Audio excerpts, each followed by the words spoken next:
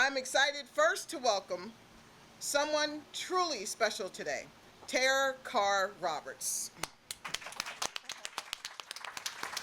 Tara is the author of beautiful and imaginative debut novel, Wild and Distant Seas, which has been turning heads since it hit shelves. It was a Barnes & Noble Discover pick, one of Oprah Daily's Best Book of January, and just recently won the 2025 Pacific Northwest Book Award. A huge honor for a first novel. Wild and Distant Seas reimagined a minor character from Moby Dick, but don't worry, you don't have to be a Melville expert to fall in love with this book. It's a sweeping, magical, and profoundly human tale that spans generations and continents and told in Tara's rich and lyrical voice. Tara lives in Moscow, Idaho, and for those of you who've read the book, yes, Idaho, with her family, and she brings a deep and love of place and character to everything she writes. She holds a bachelor's and a master's degree in English from the University of Idaho. She has a rich background and is a fierce writer of science fiction, newspaper columnist, and college instructor. So she knows how to tell a story that sticks. So I'm excited to hear what she has to say today. Next, it is my pleasure to introduce a remarkable storyteller and rising literary talent, Essie Chambers. Essie is the author of the critically acclaimed debut novel, Swift River. This moving and lyrical coming-of-age story explores identity, family secrets, and the resilience of a young black girl in a predominantly white New England town. Since its release, Swift River has captivated readers and critics alike. The novel was selected as a Read with Jenna Today Show Book Club pick, won the 2024 Barnes & Noble Discover Prize, and was named one of the best books of the year by the Washington Post, NPR, Elle, and the Boston Globe.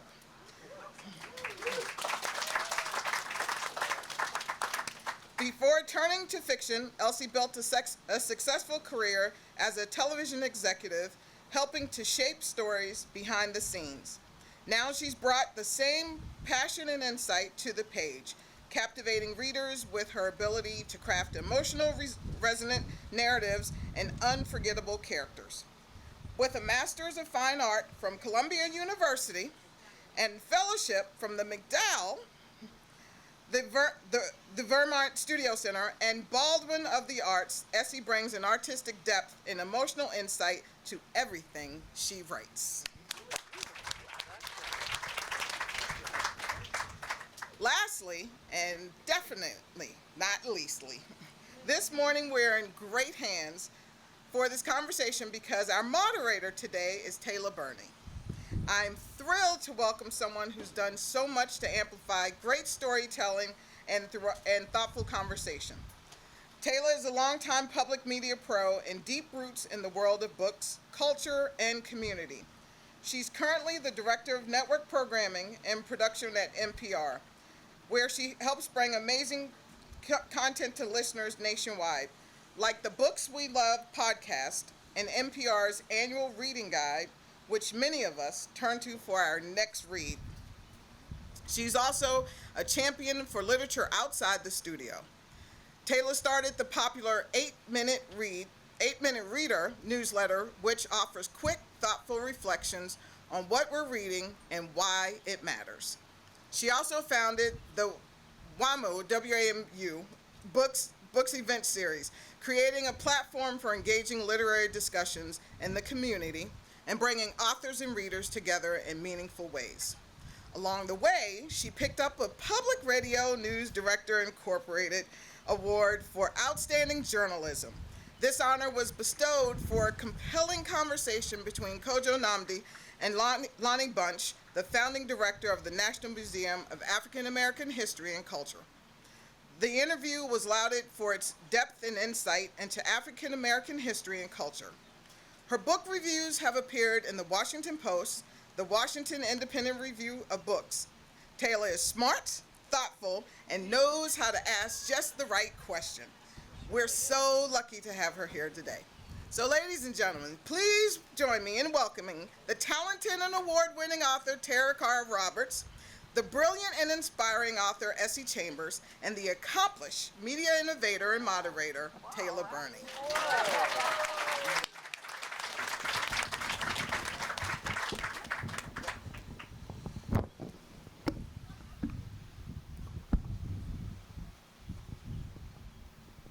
I feel like that was the most hype woman awesome glow up I've ever had. Thank you so much. That was wonderful. We can just take the rest of the day, ladies. Yeah. Can you just follow us around from place to place introducing us? Can I bring you to work on Monday? Thank you so much for the lovely introduction, and thank you all for being here today. This is one of my favorite places to come every year. I'm so excited to be here today with Tara and Essie. Their books are, as promised, amazing and outstanding. For anyone who just wandered into this tent, you're truly into a treat. And I'd like to ask you each, we just got a little hint, but if you could go a little deeper into the dust jacket overview of your novels before we dive into some of the themes they share, I would be grateful. And Essie, let's start with you. Tell us about Swift River. Thank you. I am also so honored to be here with you, oh my goodness, and Tara. And again, that is maybe one of the best introductions I've ever had, so thank you. So Swift River is coming-of-age story, mother-daughter story, and then sort of opens up into this very sweeping family saga that covers many generations and lots of history. Yep. It is centered around the 16-year-old girl named Diamond Newberry, little oddball of a teenager. I love her so much. She's cute. I may get a tattoo of a diamond. I'm thinking about it. Diamond lives in this very small, little bit strange, crumbling New England mill town with her mother. They stand out. They're isolated for a bunch of reasons. They hitchhike everywhere they go because they can't drive. Diamond is biracial. Her mom is white. She's in a bigger body, so she's teased about her weight. And ever since her father disappeared 7 years before the book starts, she has been the only black person in this all-white town. So in this one summer, in the course of these 3 months that the book is set, she is learning how to drive in secret and doing all kinds of bad teenagery things and making terrible choices. She's doing a lot of things in secret. There's a lot of things, and there are a lot of secrets in this book. And she ends up, she hears from a relative that she's never met. And this kind of blows her world open. She learns that her family has secrets. This town has secrets, and there is a hidden history that is a part of American history. And she has this very rich ancestral heritage and legacy that's going to change the course of her life. So, yeah, I mean, and the ancestry is such a common thread between your books, the multi-generational storytelling. Tara, same question to you. Can you just dive us a little bit deeper into the Dust Jacket overview of your novel to get us grounded in Wild and Distant Seas? Thank you. So Wild and Distant Seas starts with a minor character from Moby Dick, as she so wonderfully mentioned. She's the only woman with any significant speaking role in Moby Dick, and she is an innkeeper on Nantucket. In Moby Dick, she is kind of slapstick and ridiculous, and my book kind of starts with the question of what if Ishmael is understanding her and her life completely wrong. So then it follows her from her encounter with Ishmael and Queequeg all the way through 4 generations of her family. It goes from Nantucket to Boston to Brazil to Italy to Idaho over the course of about 70 years, and has a lot of those big intergenerational questions about how mothers and daughters relate, how the stories we tell change as they get past the generations, what happens when you break things and when you keep secrets and when you don't explain where you've come from and why you've been there, a lot of also teenagers being teenagers in it, in different times and places, and whales, also and whales. Whales. So many whales. I mean, you just sort of alluded to this, Tara. One concept that you both explore is this very human drive to know where you come from and who you come from before you existed, right? And that is, for characters in each of your novels, that becomes a really all-consuming desire and sort of hunt to better connect to those people and places that came before them. And Essie, Diamond is truly the heart and soul of Swift River, and coming to terms with her father's disappearance, right? And you travel us back and forth in time to just prior to his disappearance in 1980, and then we're the sort of current action is rooted in 1987. But as you noted, that left her the only person of color in Swift River. And her mom also has a lot of challenges that further isolate them. What made you want to explore that type of isolation at such a vital point, like at this coming of age point for Diamond? You know, I guess I've always been drawn to outsider stories. You know, I love a good oddball. I love small town strange stories. Yeah. And I will say, the idea that for Diamond anyway, and I'll make the connections to my own life as well. I feel like there is something very universal in this idea of, you know, if you stand out in a particular way, whether it's the way you look or, you know, the group that you're in, you end up sort of folding yourself in half in ways in order to belong. And so I was very interested in kind of like the soul and spirit damage that comes with that kind of with doing that and in that kind of isolation. And so with Diamond, you know, she is you know, she's isolated because of her mom. Her mom is sort of spiraling out of control and has some issues that are hovering in the background. They're very enmeshed. They're both mourning in very different ways. The mother kind of wants to just keep it moving, and Diamond is still wanting to understand what happened to her dad, and whether he is dead or alive. And so, so that isolation was really key in that her journey is all, you know, the question starts, will she leave or not? Will she leave her mother? Will she leave this town? And over the course of the novel, she is making a first friend, having a very, very crazy first friendship, and she is going from being completely rootless to being rooted in this friendship and then also in this history. Yeah, I mean, I think what was so interesting in reading these novels sort of in tandem is that, you know, Diamond is coming up on the 7-year mark after her dad disappeared, which is when he can legally be declared dead, right? And she is very much and her mother is not so interested in really reckoning with that. She's like, let's do the paperwork. Let's get this done. They can get life insurance money, That's and that right. will change their lives. Yeah. And I think Diamond is having a much more of a personal reckoning in a way that her mom's like, we have to get this paperwork done. And there's such a disconnect there that was really interesting. And Tara, in your novel, we also have a father who is not in the picture of his daughter's life and then his granddaughter's life moving forward, and it's not clear whether he's dead or alive because he is Ishmael. You guys, I'm going to spoil that part for you right now. It's Ishmael. And it was so interesting to read that, knowing like this figure in literature, right? Who again you draw on this minor character who interacts with him in Moby Dick. His daughter Marae granddaughter.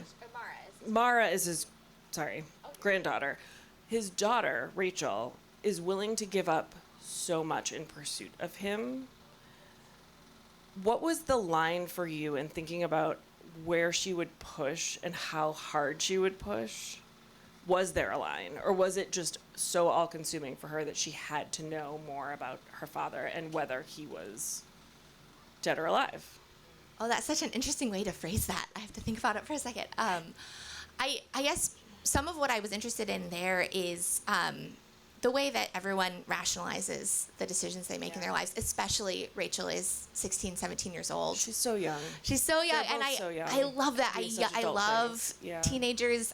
My children are teenagers now. They were younger when I was writing, but I've taught college students for a long time, and I'm fascinated with the way that we get stuck on the way the world works at any age, not just at that age, but especially at that age. And so it became her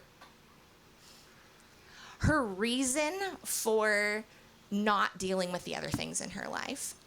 And in some ways, I don't know how deliberate it was, but also the idea of Moby Dick is that you're chasing something desperately that you probably shouldn't be. And I think everybody does that in some way. And that was the thing with her where I was curious, like at what point have you gone so far that you can't give it up? Right. And you can't go back. Yeah, it's that sunk costs fallacy, right? That she has put so much into finding her father that the idea of not finding him, she just can't let it go. And so she does. She ends up pushing it very, very, very, very far. And the one thing that holds her back is becoming a mother herself. Yeah. And that tether of love that it, does terrible damage because of the decisions she makes, but still gives her one thing that forces her to question whether this thing she's been chasing since she was 16 years old is actually the right thing. Right, and the value of knowing versus not knowing is so interesting. And I'm curious from each of you, what first sparked these projects for you? Because there's so many wonderful characters in each of your novels. There's so many interesting places and histories that I'm sure you both spent a lot of time researching underpinning them. So what started, and Tara, we'll start with you this time. Where did this novel begin in your brain? So it actually began as a class assignment. No, I worked at the University of Idaho for many years as a science writer and a journalism advisor, and they let you take classes for cheap. And so I finished a master's in English. I had never read Moby Dick. I had avoided it kind of diligently, actually, and then had to read it for this last class I took to get my master's. It was the way out. And I kind of became fixated on this character. She doesn't have a first name in Moby Dick, but I gave her the name Evangeline because Ishmael in his narration says that, her husband being gone has left her entirely competent to attend to all his affairs. And I was just stuck on that phrase. And I wanted to know, that, it's fine that she is who she is in Moby Dick, but I wanted to know who else she could be. Right. And I had a 2-mile walk to campus every morning, and I would just think about her. And finally decided to convince my professor to let me write a story instead of a paper, especially because, I was a very non-traditional student, so I did what I wanted. And it became this book. And I was mentioning to you before, I am from Idaho, y'all. I am an inland person. I didn't see the Atlantic till I was 30 years old. And so for a while I'm going, what am I doing writing a book about Nantucket? This is bananas. But I just couldn't let go of that character. And once I understood it as a generational novel and started writing her daughter and seeing all the places it could go, it was an adventure for me. It was a delight and this chance to push myself in new ways. But then I did also bring it back to Idaho because I couldn't imagine writing a first novel that didn't come home for me in some way.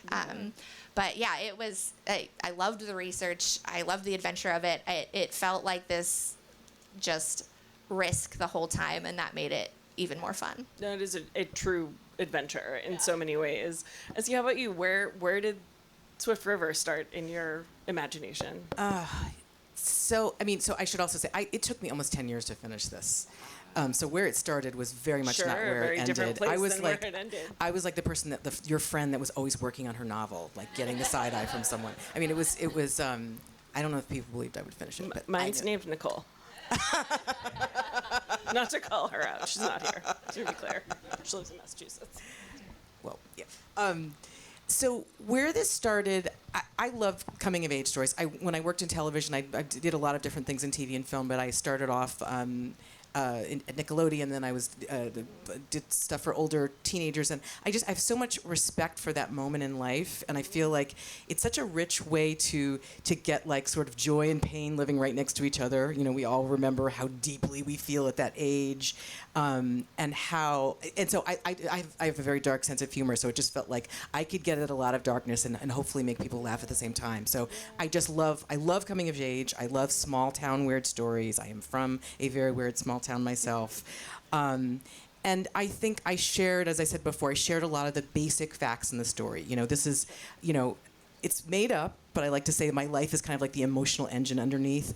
Mm-hmm. My family is one of the few families of color in the town that I grew up in. I was not isolated in the same ways that Diamond is, which in a lot of ways I drew from something even more interesting, because even with all the friends that I had, and we were part of the community, but we still experienced racism. We still sort of had a different kind of an isolation, and I think that there is a particular kind of a pain that comes when you're getting the microaggressions from people that you love and depend on. It's very disorienting.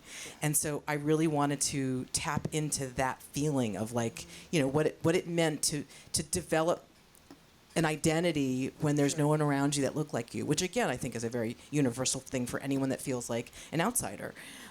So that is kind of where it came from, and Diamond's voice has been in my head for a very long time, and then it was really research, and I can talk about this too afterward, but I understood what she was running from. She's running from this crazy mom and this tragedy and trauma and all these things. And at a certain point, I had to start thinking like, well, what is she running towards? I don't know. And that's when I started making other choices about the story and doing research, and the research completely cracked the book open. We will definitely talk more about the research in a minute, because it's so interesting, the real life parallels to the sundown towns that you draw on in Swift River. But you just mentioned something I want to dig a little deeper on too. Diamond is really quite alone, but she does make a friend named Shelley, and they do some wild, weird things together. What do they give and take from each other? Because when you were just talking about the microaggressions, Shelley, in her best way, does try to stand up for Diamond when others around them say things that are like, ugh, cringe. And they really have like this interesting dynamic. So I'd love to hear more about like what they, again, give each other and take from each other. Oh, it's such a great question. I mean, I think she shares a lot of similarities with Ma, which in that when I was originally thinking about her, she was a bit of a trope. I mean, I call her in the book, excuse me, but a slutty slut. She's a kind of she is an outsider for very specific reasons, and just like the mother character is crazy, and then it's like, okay, but why? And what are the wounds that she's carrying? And how can I make her full and alive and also imperfect in a way, and this was very important, that this is a friend to Diamond, and someone who really sees her in some ways, but then also doesn't see her in other ways. I didn't want there to be any saviors in this story. I didn't want anyone to be blameless, including Diamond, because I think there are a lot of ways that Diamond doesn't see her and doesn't defend her. I won't give anything away, but so I feel like this is Diamond's very first friend. And so she is getting safety. She is getting an identity outside of being someone's daughter. She only has her mother. And she is getting a person who has also been failed by their parents in profound ways. Parental failure is also really a theme at the heart of this book. Yes. And so I think that they are sharing, and she's getting permission to leave. I think both of them are getting permission to leave. Yes. Which is a big deal. Yeah, I mean, you just mentioned this. Parental failure is a big part of each of these novels in very different but fascinating ways. And you have a lot of children who are functioning as adults in both of your works. Tara, let's start with you. What made you want to explore that weight put on the shoulders of someone who is a teenager or even younger, with different generations of the family, where some of these kids, some of these young women are functioning as adults? So some of that was just the fact that I had young children at the time, and I always say drowning in love, drowning in parenthood, because it's that, absolutely wonderful and absolutely exhausting. I wrote a good chunk of the book during the pandemic while I was literally trapped in my house with a 10-year-old and a 7-year-old. So some of it was just wanting to do something with my own feelings. And I did have children fairly young, in my early 20s, of being like, who thought this was a good idea?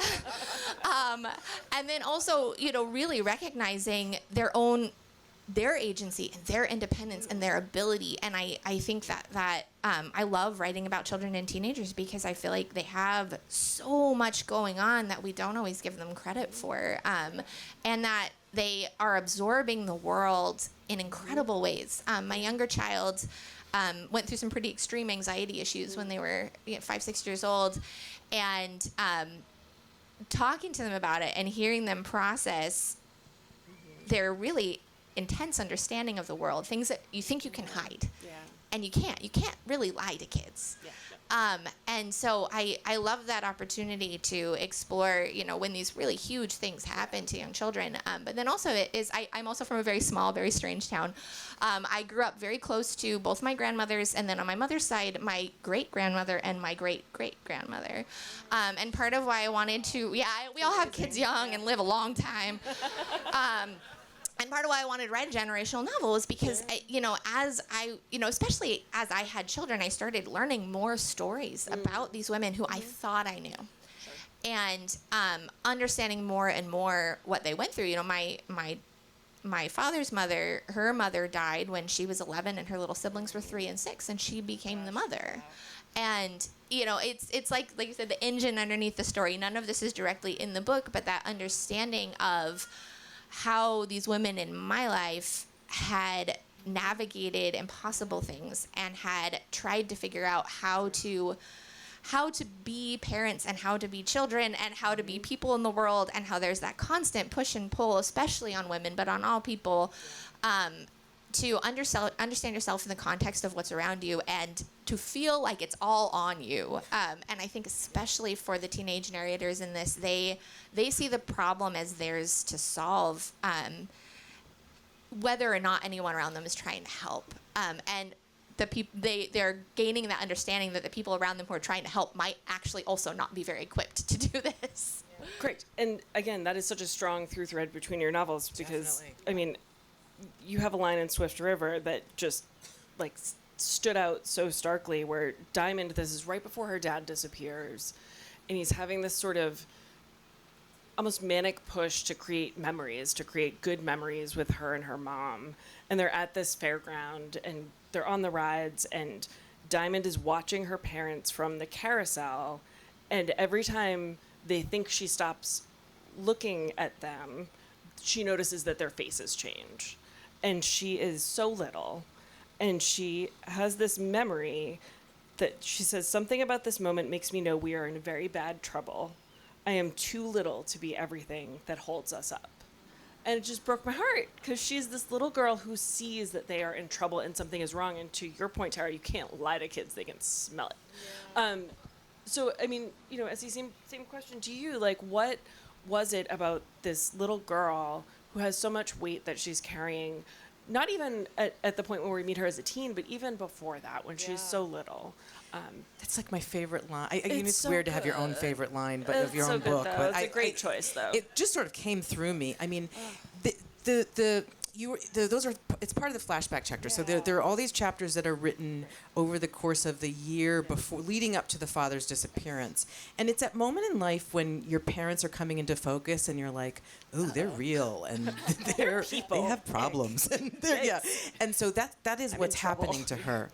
And I feel like the dad's disappearance. My friend Xochitl Gonzalez, brilliant novelist, she always says this thing about trauma, where it's like pulling at a thread in a sweater, and then that the story is about how watching it unravel as you and the trauma of the loss, or the missing this father. She stops being a child. Anyone who's experienced loss, you often get stuck in a moment of profound grief and sadness. And so her, doing that allowed, so it wasn't about her growing up. It was about, I loved when you said agency. It was like her deciding whether and how she was going to leave the situation where she was the parent of this, even more so when she's a teenager, because the mom stops in her own ways as well, and Diamond, and she doesn't want Diamond to leave. So this whole idea of will she stay or will she go? It's just so connected to her finding her own agency, that is about being having to have parented herself. Yes, she very much has to parent herself, for sure. There's also an interesting, Tara, in your novel, especially, but the passage we were just talking about, Essie, like there's these flashbacks, right, where we're sort of going back and looking at these memories that Diamond has. And Tara, your characters have this incredible gift of perception and memory, and their minds work in really interesting, sort of unusual ways. And I'm curious if you consider that like a little bit of a gift or a little bit of a curse for them, or if it's both. I think so much of it, and I put magic in the book because I like magic, right? And then I had to give it a reason to be there. But so much of it is them navigating whether it's a gift or a curse, and I think that's something that we're all doing all the time, is trying to figure out the things that make us weirdos or outsiders. Like, whether there's power in that, Yeah. and especially when the world says that there's not power in that. And so a lot of the choices each of them makes is influenced very much by how they see their abilities and whether they understand them as parts of their bodies or things that are thrust upon them, or things that they can use to get what they want, or things that they can use to understand themselves. It was really fun giving people these incredible powers of perception, but it also presented, I think, a really interesting way to explore the way that we see ourselves as people in the world, and the way that we limit ourselves. Right. And Diamond gets a gift of perception and memory from her aunt. So her father is missing, and again, they're doing this paperwork, right, to sort of have him officially declared so they can get the insurance money, and they need a note from her aunt, who's actually his cousin, who he grew up with, and the aunt starts sending Diamond letters with her memories of her dad, and also letters of their aunt, right? Can you share a little bit about the research you did, especially to go back to their aunt, because that's where this idea of Swift River becoming the place where Diamond is the only person of color comes from, right? Because she is the one who remains when it becomes a version of the sundown towns that you write about. How did that research help you position their family in this place and time?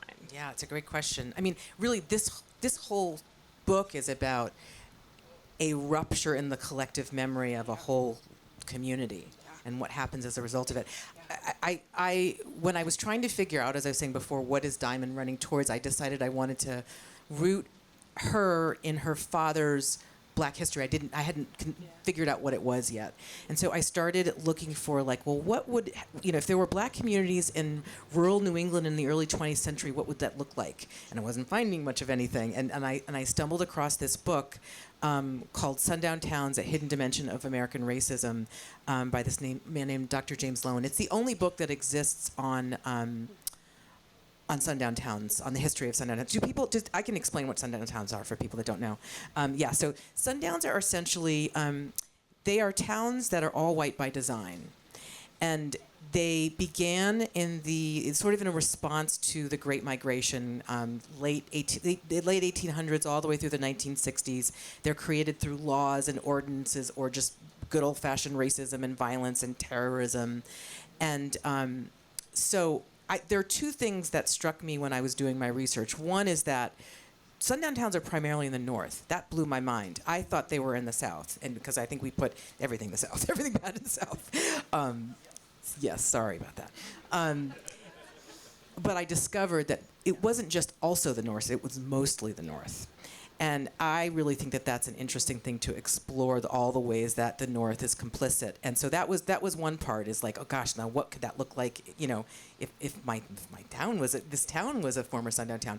And then the second thing that struck me was there was a passage about the fact that sometimes exceptions were made for people to stay, whether they're domestics or and so I decided, I made a decision, I was going to make my girl Diamond descendant from the only person allowed to stay behind after the rest of the Black community was chased out. And so the town, it became that everyone was haunted by this thing that no one talked about. Right. And I got to tell y'all, you're all going to buy a copy of the book, because that story, like, we haven't even scratched the surface of the aunt's story, because it's a whole other perspective, and it's wonderful, and it's heartbreaking, and it's just so interesting. And again, it sort of, to your point, is part of what she ultimately is fueled to move toward, right? Is back to that connection to her family that she never knew and that had been run out of the town. Yeah. It's so interesting, and I mean it. And you say that research really broke it open for you. Is it that it sort of gave you that expanse and that perspective to really spool it out across generations? Oh, completely. I mean, I did not think I was writing a historical fiction. I just didn't, Surprise. Although some people consider this historical fiction because it's set in the 80s, which is like, makes me feel I'm not kidding. It makes me feel so old. That is the truth. I am both personally attacked and also I feel offended by that, but yeah. Yeah, it's great. It's fine. But yeah, the research was everything for me. And then it was about getting the period details right, and I spent years and. Yeah. Sure. I mean, and Tara, you as well. You mentioned you had not seen the Atlantic Ocean, and yet here you are, taking us along the streets of Nantucket. How did you find your way through this novel through your research? Like, how much did that lead you to ultimately what we read? And again, everyone's picking up a copy of Wild and Distant Seas because it is truly this sprawling epic adventure that takes us to so many.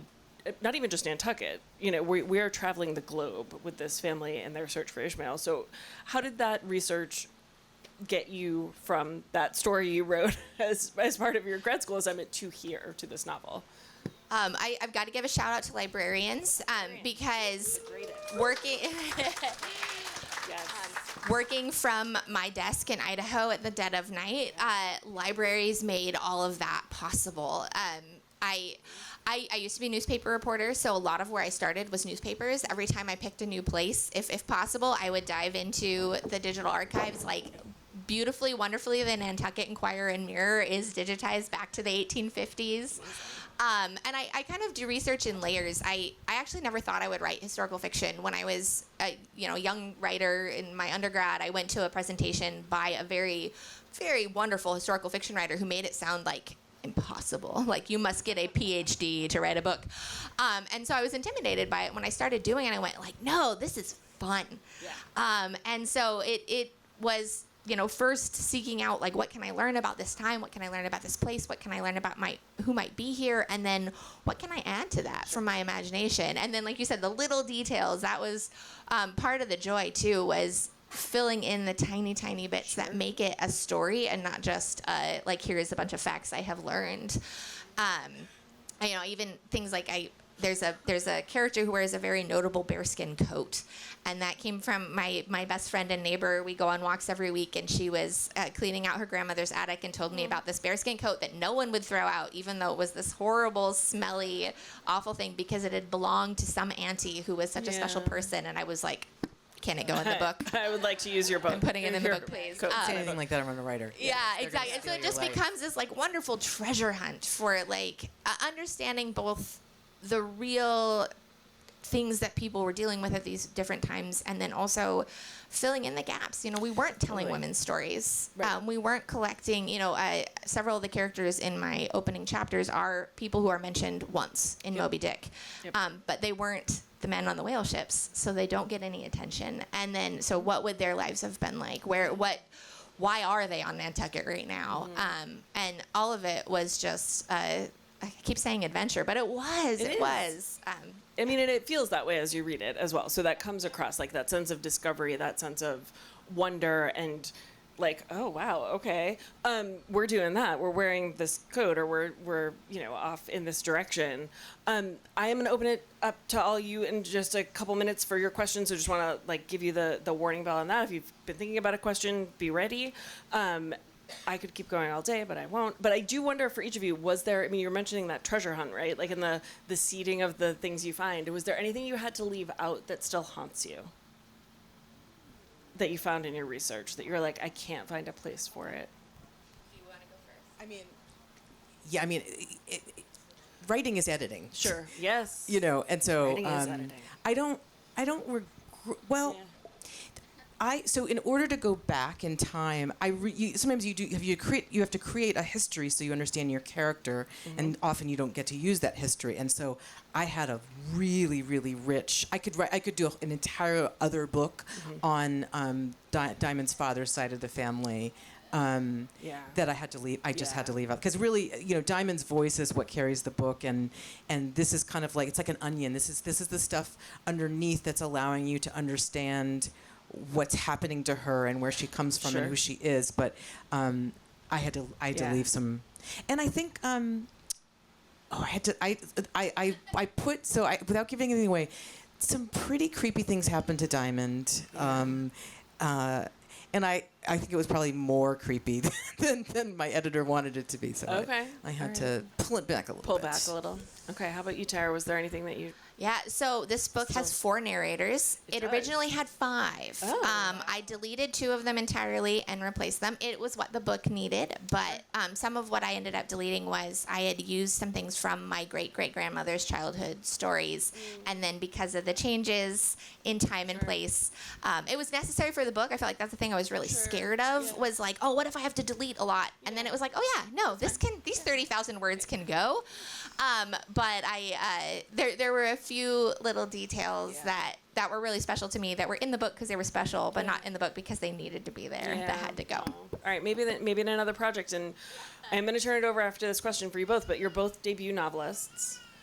How has the experience been of seeing your work out in the world? Like, how is it for each of you to go from the very, sometimes lonely or insulated work of typing or drafting a novel and then having discussions with people about it in real life?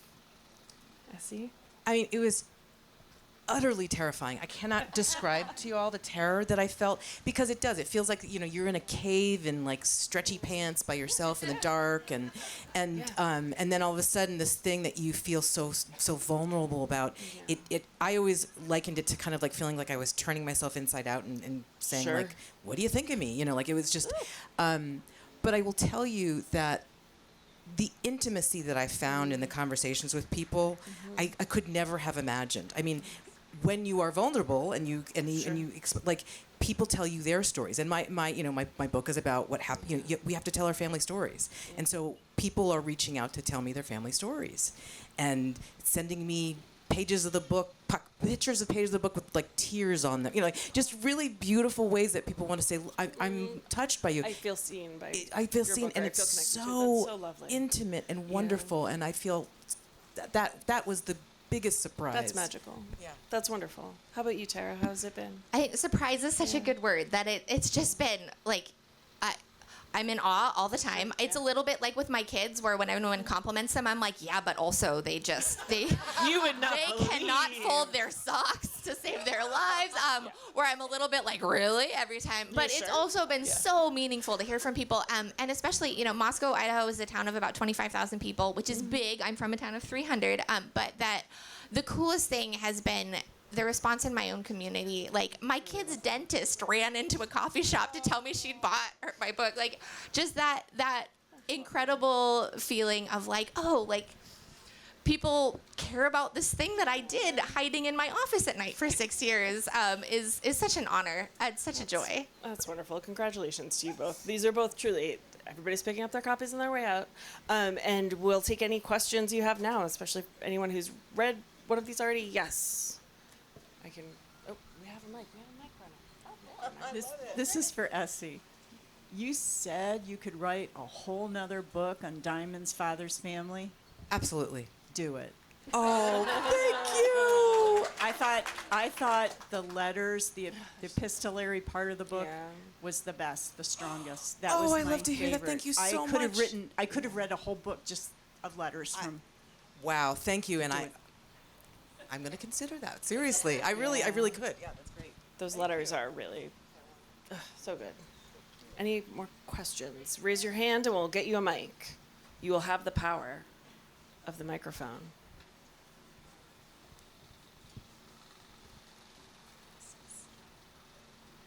So I haven't read either of these books, but I'm definitely considering getting them now. And one question I had, you guys both mentioned that the research was a very interesting part of the process, but I was wondering if there was any like specific topic while researching that was just like exhausting to go through, like it was just like rough, I guess.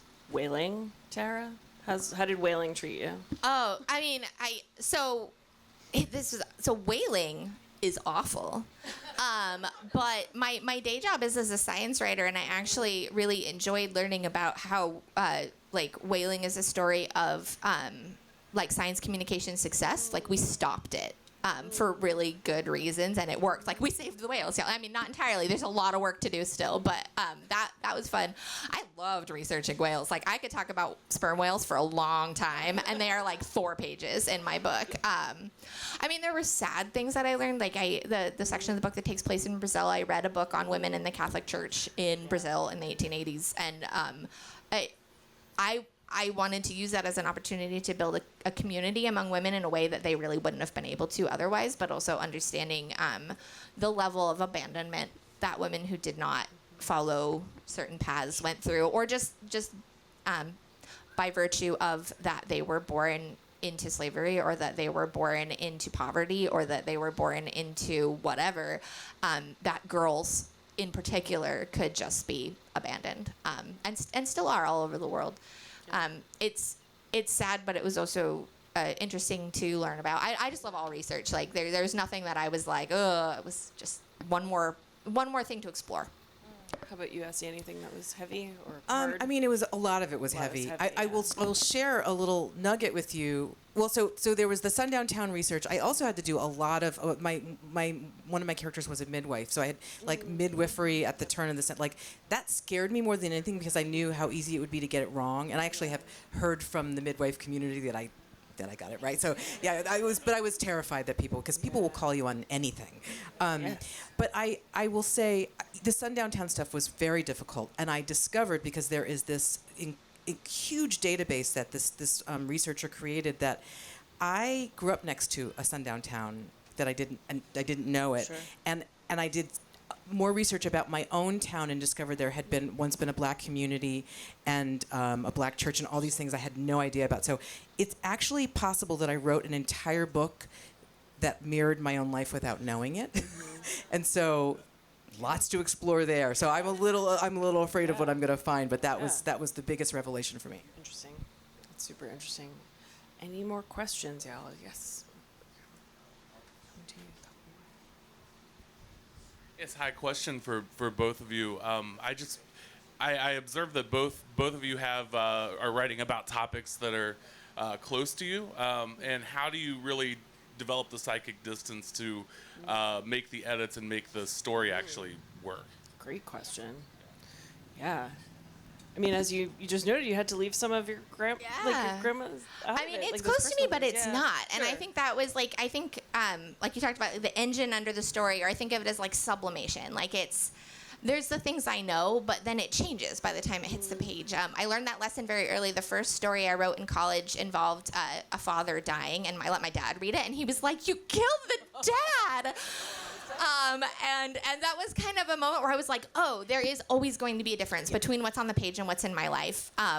Even when it's close, I still see it as a different thing, because I think if you I bless the memoirists in this world. For me, if I try to keep it too close, I hold too much in.